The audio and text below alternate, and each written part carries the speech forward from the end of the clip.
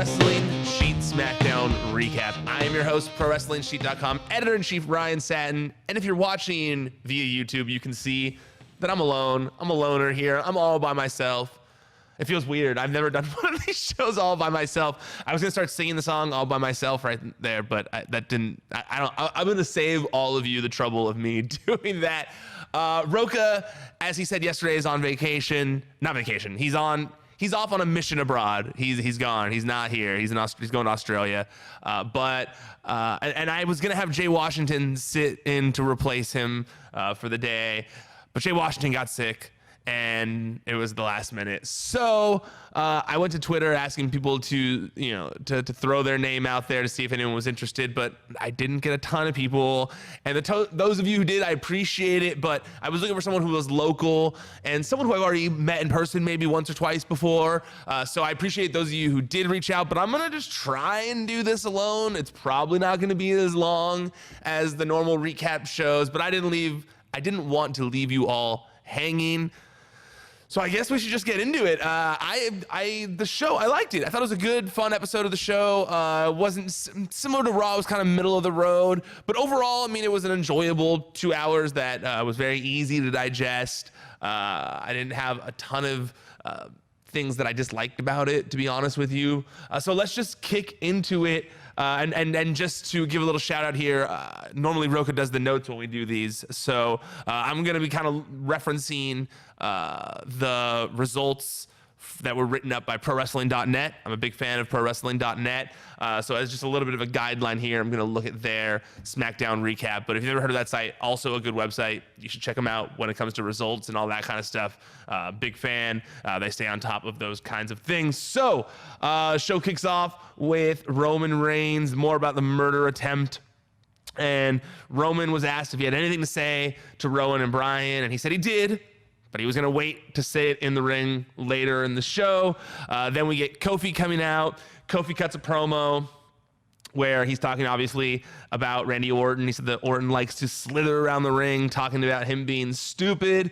He then asked the crowd who got their ass dropped out of nowhere last week, obviously referencing when he came into the ring and attacked Randy Orton. Then we get it cuts to Orton on the Titantron, where he's repeatedly calling Kofi Kingston stupid. He's doing the stupid thing, and he pulls out a letter that he said someone slid under his hotel room door, and he reads this letter that is supposedly, quote unquote, from Kofi's son, that said Kofi that Orton makes Kofi cry at night, and he begged Orton not to hurt him anymore. And that's when Orton mentioned that it was, or revealed that it was from Kofi's son Kai. And I love it. He was pure villain here. He did the whole like, you know what, I don't respond to fan mail usually, but this person is staying in the same hotel as me. I'm just gonna go respond in person. And Kofi, being the good dad that he is, runs to the back to try and intercept. Obviously gets into a fight, gets into a tumble, gets into a rumble with Randy Orton. They're fighting in the backstage area. People are trying to break them up, and Randy does that hangman DDT thing where the legs are elevated onto the floor. I thought this was great, to be honest with you. The Kofi promo at the beginning was maybe a little flat. I think that it was a little confusing seeing him go from like pancake throwing happy guy to angry dad, basically. But I think it all worked very well. And I honestly, man, Randy Orton he's in like prime form right now. I think that, I know sometimes some people feel like they get kind of bored of Randy Orton, but I feel like when he's in the right storyline with the right people and he's motivated enough, I'm looking at the wrong camera again. I've been doing it. I'm sorry if I've been looking at the wrong camera for a little bit. I'm used to looking at that one because there's two of us. So sorry if I've been looking at the wrong camera, everyone. But like I was saying, Randy Orton is such a pro. When he's in prime form, when he's with people he likes to be working with, when he is motivated in the right way, he's one of the best performers of his generation. So I feel like that's what's going on here. He really is killing it right now. He is on another level. I like that he's adopted the stupid stuff. I like that he has made the Revival part of his squad. I love it. I was really happy with all of this. So yeah, I thought it was a big plus. And then segueing into Big E being backstage and asking about Kofi Kingston. They're asking him about Kofi Kingston after the break. It's mentioned that he's going to wrestle Randy Orton later, and he mentions that Kofi's going to be okay to compete at Clash of Champions, but after tonight, he won't be able to say the same for Randy Orton. So then we get King of the Ring recap. Ali comes out, Buddy Murphy comes out, and we get Buddy Murphy versus Ali. Now, I love this match. I thought this was a killer match. These two guys are obviously former parts of 205 Live, and they showcase that style here. I felt, Ali has, in my opinion, fallen down the card a little bit compared to where he was when he first debuted. And Buddy is kind of on the rise right now. He had that great match with Roman Reigns. He had that match against Daniel Bryan last week where he won. And I was surprised to see Buddy Murphy lose here. But at the same time, because Buddy Murphy is still on the rise a little bit, I don't think he lost much here by taking the loss. If anything, it kind of removes him from the King of the Ring tournament so he can go back to being involved in this Roman Reigns, Daniel Bryan, attacker storyline adjacently in some way. So I kind of like that he, I think it was smart maybe just take him out of the tournament and let Ali have that shine, because I'm guessing neither of these guys are going to actually win the tournament. So if Buddy Murphy is still going to be involved in some way in the Roman Reigns storyline, he doesn't need to have something for him to do like Ali does. And I think that a win for Ali kind of gets him back on the right track a little bit. Maybe he can win his next match too and kind of get the ball rolling a little bit. But regardless, good match. These guys put it all out there, killed it in the ring. I think that finish was, well, the move before the finish where he did the tilt-a-world DDT thing when Buddy was on the ropes, sick. I loved that. And I just overall, I think that the handshake too kind of helped kind of show the camaraderie between the guys on 205 Live and in the Cruiserweight division. So I did like that. I liked this match. But I was, like I said, I was surprised to see him lose. I think after I let it marinate for a little bit in my head, that's why I've been able to feel a little more comfortable with him losing. I guess not comfortable, but I think that just it makes more sense to me after thinking about it for however much time has passed, 12 hours or whatever. And yeah, I think that honestly the King of the Ring tournament as it stands right now, and we'll get to the next one, but the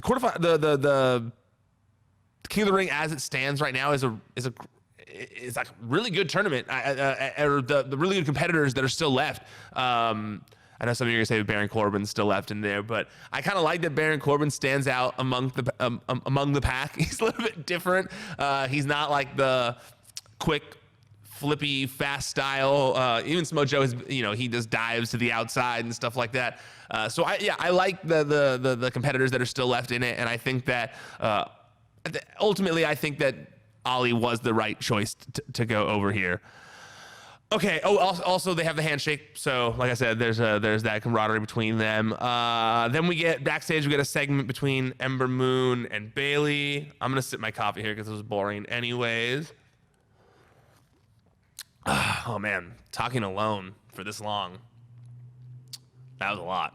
I miss having someone to bounce my ideas off of. It's just a lot of thinking off the top of my head here. So I hope you guys are appreciating this. Okay, so then we have this thing. We have Bayley and Ember Moon, which I don't know. I was texting one of my friends while watching the show, and they said the same thing as me that I said on here a few times. And it's just like the Ember Moon character is just very confusing, and I don't really understand what it is necessarily. She's kind of like got this Mad Max type clothing she's wearing backstage, but just being totally normal and cool. So I don't get if it's just like supposed to be like a fashion thing or what, but there's something about Ember Moon, that the current version of Ember Moon, that just doesn't click with me. So this segment I was a little bored by until until Lacey Evans showed up, who's obviously great in backstage segments. I can feel people throwing things at me through the microphone.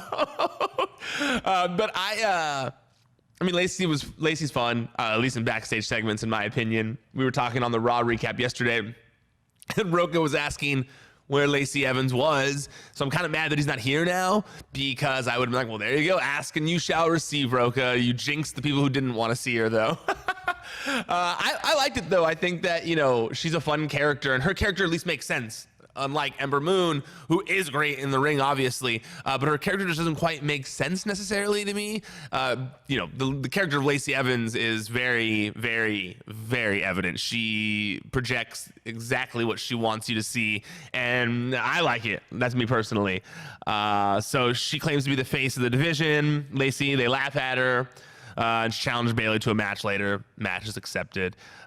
So then we have The Miz come out, talking about Sami Zayn being Shinsuke Nakamura's new spokesperson, and what they did last week, where where Nakamura kicked him in the back of the head, and he called Nakamura a stage 5 clinger, which was kind of silly.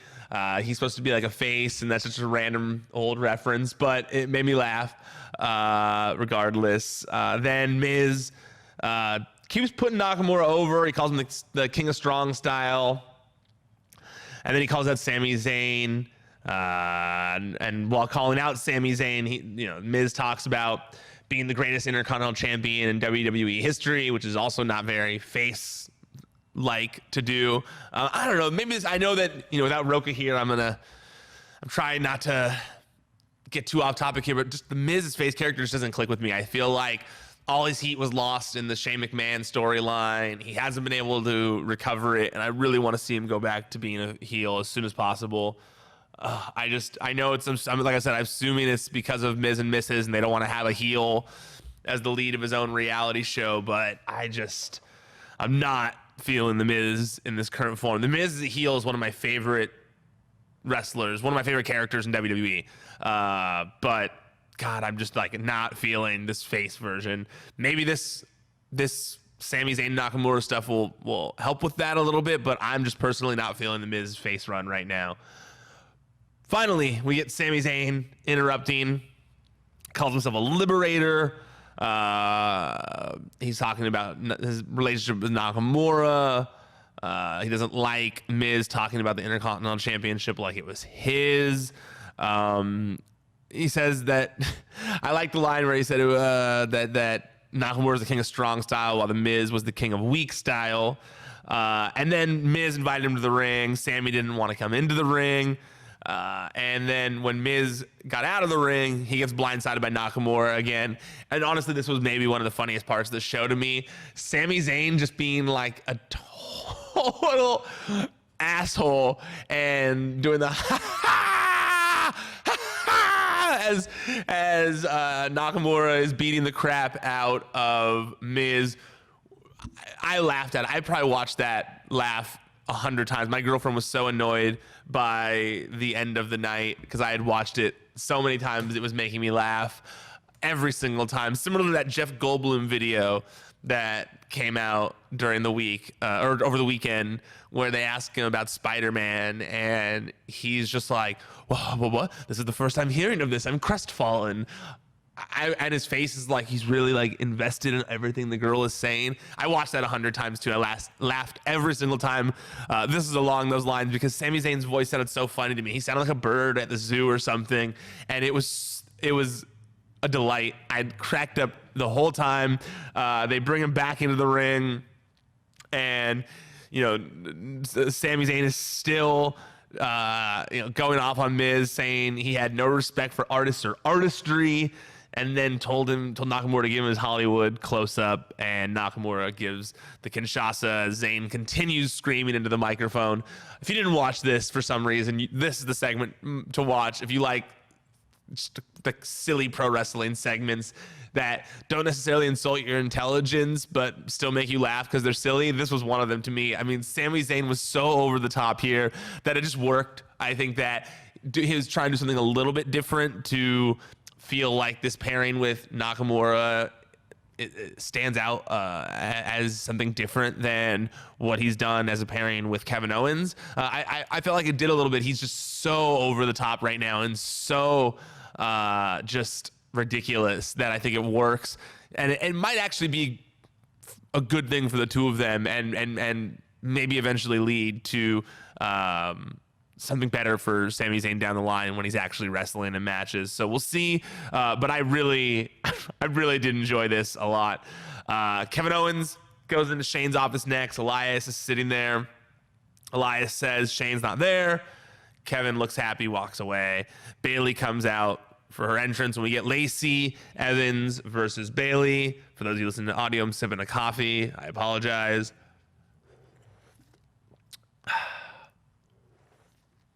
I seriously don't know how people do this on a weekly basis. Talking alone for an hour. I feel like I am practicing a monologue in a mirror that I'm writing on the fly, and that's weird. I like talking to my friends about the show instead. That's why Roka's nice, because we usually disagree about almost everything on here. I shouldn't say almost everything, but a lot of things we disagree about when it comes to wrestling. So it really gives us something to talk about.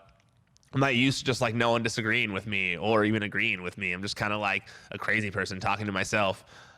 But that is what it is today. Hopefully you guys are still enjoying this. All right, so we had Lacey Evans versus Bayley. Surprisingly long match. I mean, they gave them a lot of time. I'm not going to say it was the best match. Similar to the Nikki Cross, at least the Nikki Cross match, the Nikki Cross match was short on Raw this week. They at least gave Bayley a lot of time to work here.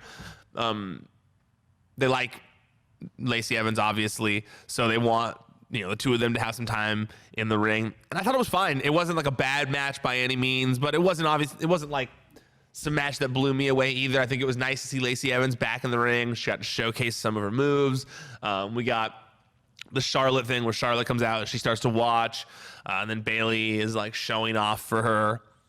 They kind of do this a lot with Bayley, where the person that she's going to be wrestling against comes out to watch, and they do it a lot with Becky, I feel like, too.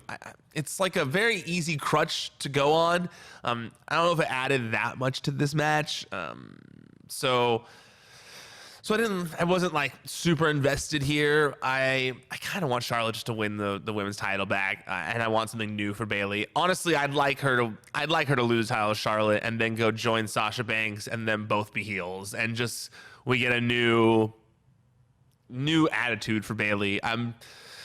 I think it's time. Before I was like, no, there's so much still they can do in the character, but I feel like I'm not the only person who just wants to see something new from Bayley. So they've been trying with this run to kind of give Bayley a more serious edge, but I want to see her like have a mean streak, and I think that the time has come for that. So it was tough for me to really get into that. So Bayley wins. There was one, I saw the clip that Matthew posted where you can see Bayley loudly calling for the arm drag too, which I saw. It was pretty funny. But she hits the Bayley to belly. Lacey Evans gets her foot on the rope. Then Bayley hits another suplex and hits the elbow drop from the top for the win. Then Brian and Rowan were interviewed. They said they had yet to receive an apology, and they would not leave the arena until Reigns gives them one. We'll circle back to that later. Then we get Big E versus Randy Orton. You know what? Okay, so before I get to that, so Big E in the match, solid match, 8 minutes, ends with Big E hitting 2 overhead belly-to-belly suplexes, followed by a twisting belly-to-belly. But then the Revival run down to offer a distraction, which allowed Orton to hit an RKO and pick up the win. I loved this. No, was it some 6-star classic? No. But what I loved about it was, one, we got to see face Big E showing intensity as a singles performer again, which was pretty cool. The stuff where he was saying, he was yelling at Randy Orton, saying that Randy Orton had hell to pay and he was there to collect. Whew, that was dope. I was like, oh man, that's awesome. The way he kept yelling that at him. It made me go like, yeah, Big E his title run will be awesome. I was saying to someone the other day, I really want to see Kofi take it all the way to Mania, and then Big E win the Royal Rumble this year, and we get Kofi versus Big E for the WWE Championship, and no breakup, nothing like that, just two brothers fighting for the top prize in WWE, with Big E winning clean and them kind of celebrating together, and Kofi passing the torch to Big E, and we get the Big E title run. Whew, that's what I want to see. I get goosebumps thinking about it. And I feel like, Big E really showed it that he can, go in a singles match with one of the top guys in the company, and people will get behind him. I think that Big E is such a talented dude, such a talented performer, and this really, really is this is what's up. So I like that they're giving Big E an opportunity like this, and I like that they kind of gave a serious edge to Big E in this match. And like I said, I've really enjoyed the pairing of Randy Orton and the Revival, so I think they mesh well together, similar to like Legacy back in the day. So yeah, really into it. I thought this was a good way to play off of everything, and still with the assisted RKO at the end from the Revival and Orton with like the 3D like finisher. Dug it, and I think that it only adds to the villainous ways of FTRKO. I like that. So yeah, good stuff all around here. Then we segued into Chad Gable. He was talking about Shelton Benjamin, and how Shelton Benjamin shouldn't underestimate him, and that he's always had people talking about his size, and that this is nothing new, and blah blah blah blah blah. So then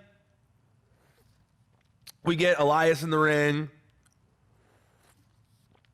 and on the throne, and Kevin Owens, after a promo assaults. He attacks Elias, tosses him into the ring, hits a stunner, and then leaves. Which, I'm sorry, I know that maybe the 24/7 title is maybe beneath Kevin Owens, but I know I wasn't the only one, because I tweeted about it, asking if I was the only one, and I was not, that wanted Kevin Owens to pin Elias for the 24/7 championship. I feel like it could have been a fun moment if he had gotten involved in the 24/7 championship,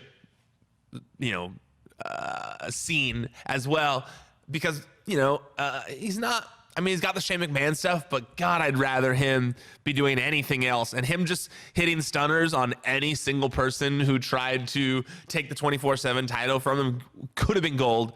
But I digress. He also explained on social media the reason he didn't try to pin Elias for the 24/7 championship. He said, I have a family, I have 3 dogs and 3 cats, I have responsibilities, I can't worry about being rolled up by some dude while I'm dropping my kids off at school or enjoying a lovely night out with my wife.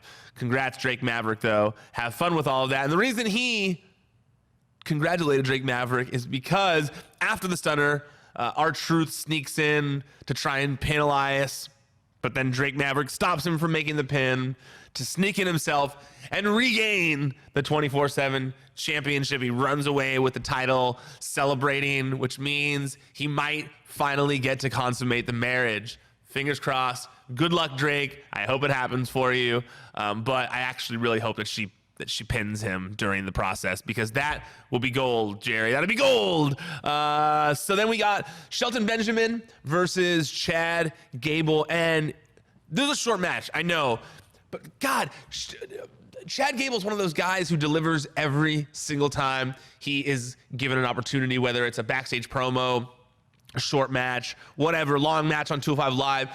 He impresses. I like the new look a lot. I think it makes him look more professional a little bit. He's got like a little more a guy you can believe in a little bit. It's kind of like a Dean Malenko vibe, and I'm into it. I really think that he could see success if they just give him the opportunity and give him an actual push.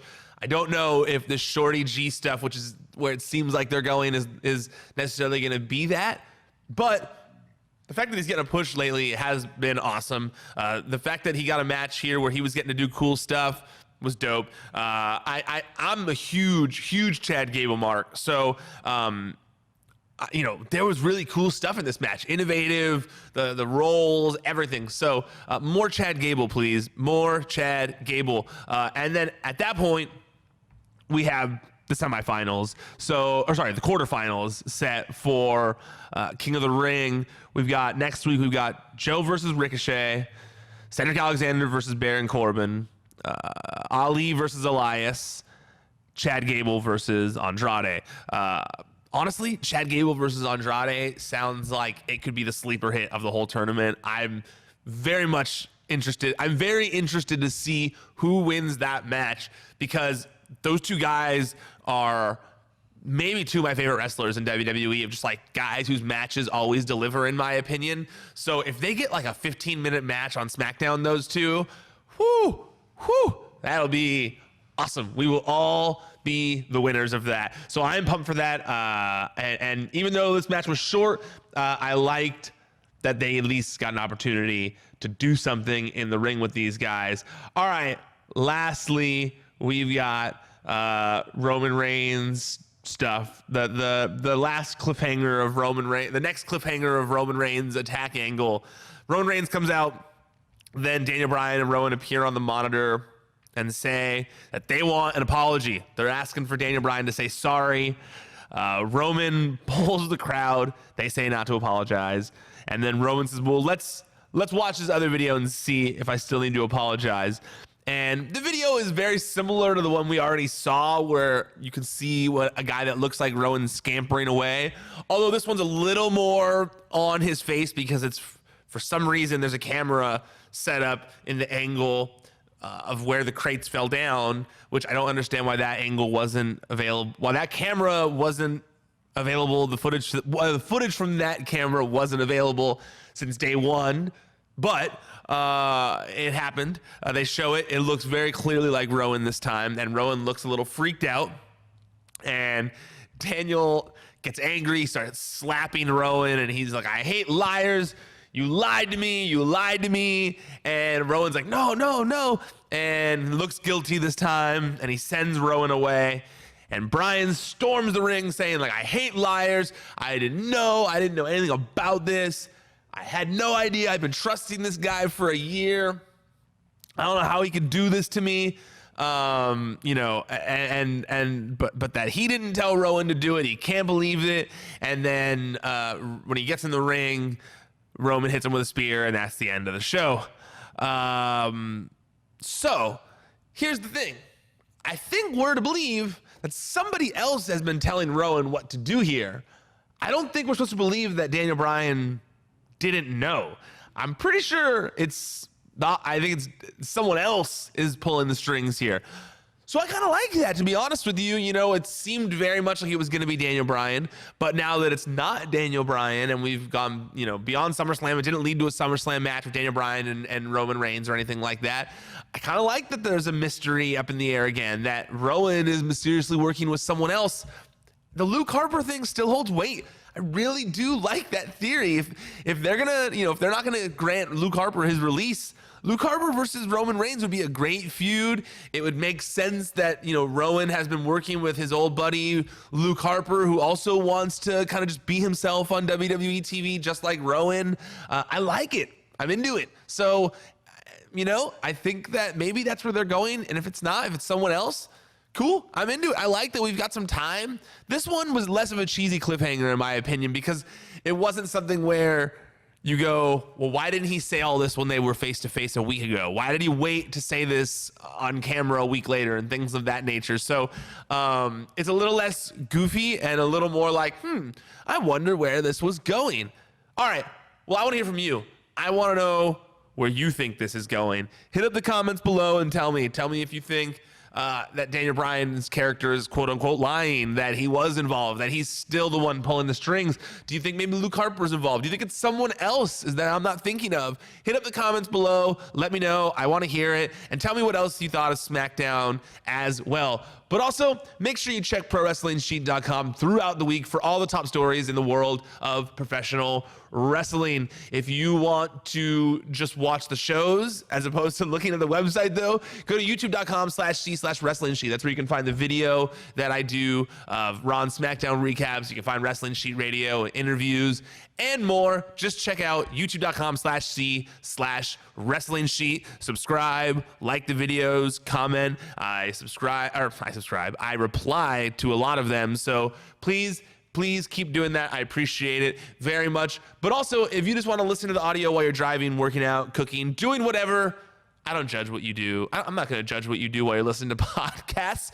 Just check out our podcast feed. It's available on all the major podcast platforms. Podcast One, iTunes, Spotify, Stitcher, Google Play, all that stuff. Just search Wrestling Sheet Radio, at Wrestling Sheet on social media. I'm at Ryan Satin. And okay, that's it. I'm done. Officially tapping out for now. Until next time, stay out of the dirt and keep your eye on the sheet. ProWrestlingSheet.com